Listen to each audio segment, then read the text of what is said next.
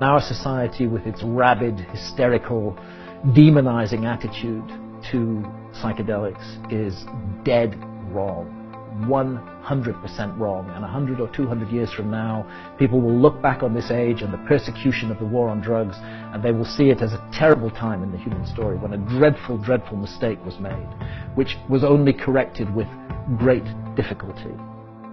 I mean, what an absurd abuse of human rights for a politician to say that he will send you or me to prison because we've experienced a psychedelic. We didn't do any harm to others. We underwent a personal experience, and for that we're going to be sent to prison. This is an appalling abuse that's taking place in our society, so people are waking up to that. We have great scientists, people like David Nutt, who are refusing to be beaten down by the ideology, who realize that these substances have enormous potential. Science is saying, actually, you know what? These psychedelics, they don't really seem to harm people.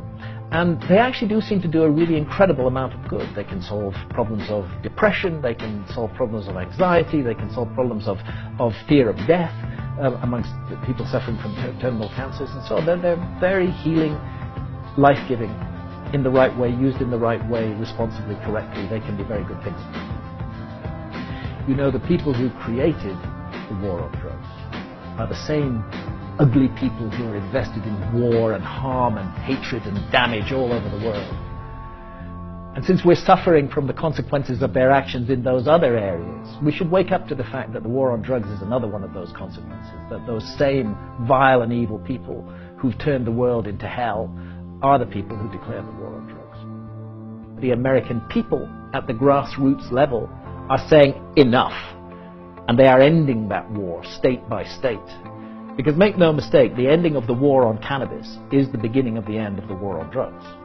And suddenly, all over the world, adults will be allowed to make decisions about their own minds, their own bodies, and their own consciousness without asking anybody's permission or breaking anybody's law, so long as they do no harm to others.